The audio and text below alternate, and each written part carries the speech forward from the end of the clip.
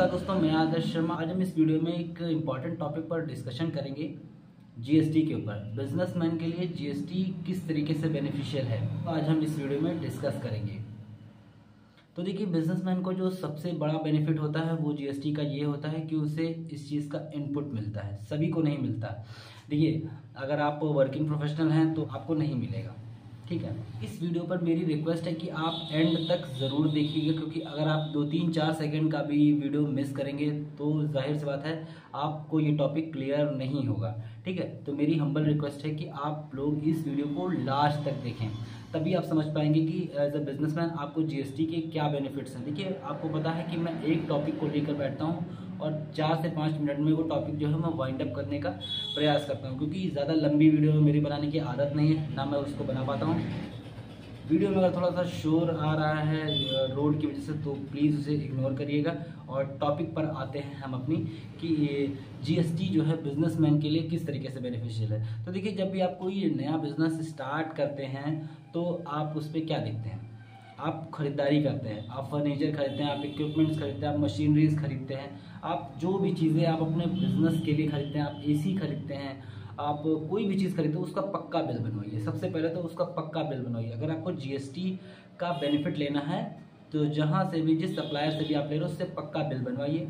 पक्का बिल में ये होता है कि आपको उसमें जीएसटी जो है वो मेंशन्ड होता है, आपको उसमें जीएसटी वो लिखा हुआ रहेगा कि आपने कितना जीएसटी इसमें दिया है, ठीक है।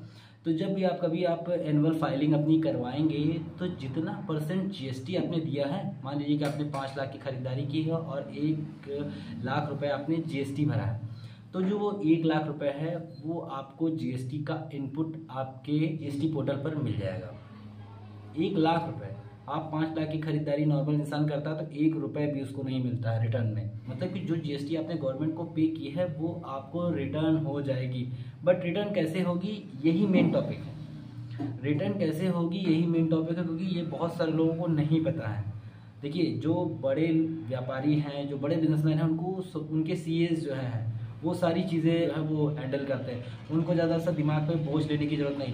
बट जो छोटा बिजनेसमैन है, छोटा इन द सेंस कि आप लोग बुरा मत माने, छोटा का मतलब है कि जो भी अपना बिजनेस इस्टेब्लिश नहीं कर पाए हैं, अभी कहीं ना कहीं प्रॉब्लम आ जाती है। ऑटो पायलट पे जब आपका बिजनेस चलने लगे तब आप एकदम माइंड से एकदम टेंशन फ्री रह सकते हैं, लेकिन जब तक नहीं आ रहा तब तक टेंशन रहती है। सबको ये चीज़ बताता नहीं है। तो 1 लाख रुपए का जो इनपुट है वो आपको मिलेगा ऐसे कि आप अपना कोई प्रोडक्ट या सर्विस सेल करेंगे। मान लीजिए कि आपकी शॉप है, मैन्युफैक्चर करते हैं आप, ठीक है, कुछ मैन्युफैक्चरिंग है आपका XYZ प्रोडक्ट, कुछ भी है दिमाग में आप। अभी मैं एक का एग्जांपल दे दूंगा तो लोग उसके साथ सोचने लगे। मैं किसी भी का भी एग्जांपल है, मैं XYZ का एग्जांपल लेता हूँ। आप कुछ एक X प्रोडक्ट बनाते हैं, ठीक है। आप जो भी प्रोडक्ट बनाते हैं वो मान लीजिए कि 10,000 रुपये का है, ठीक है। तो उस पर जो 18% की जो जीएसटी जो इंक्लूडेड है, 18% जीएसटी 10,000 रुपये में, यानी कि जो वो 1,800 रुपये हैं वो आप जब अपने बिल में मेंशन करेंगे किसी कस्टमर के लिए, अपने किसी कस्टमर के लिए, तो वो जीएसटी आपको गवर्नमेंट को नहीं पे करना है, वो आपके पोर्टल से आपको लेस हो जाएगी, ठीक है।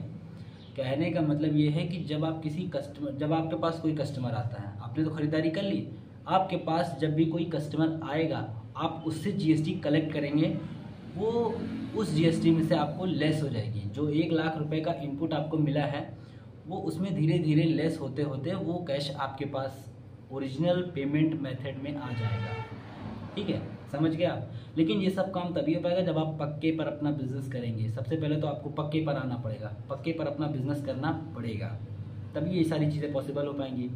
तो टॉपिक क्लियर हुआ। एक बार मैं फिर से बोल दे रहा हूँ कि जो भी आप अपने कस्टमर को बिल करेंगे वो अमाउंट जीएसटी का 10,000 रुपये का बिल आपने किया, उसको कस्टमर को किया, ठीक है। तो जो उस पर 1,800 रुपये जीएसटी है वो आपके 1 लाख रुपए का जो इनपुट आपके जीएसटी पोर्टल पर मिला हुआ है उसमें से धीरे धीरे करके लेस हो जाएगी। जैसे आप इनवॉइस बनाते जाएंगे, आप धीरे धीरे कस्टमर से अपने जीएसटी कलेक्ट करते जाएंगे, वो आपके जब आप नेक्स्ट टाइम अपना आप ITR भरेंगे या जब जीएसटी भरेंगे तो अगले महीने आपका वो सारा कलेक्शन धीरे धीरे लेस होते होते आ जाएगा। तो ये बहुत ज़्यादा इम्पॉर्टेंट टॉपिक है और इसीलिए मैंने इसको कवर किया है।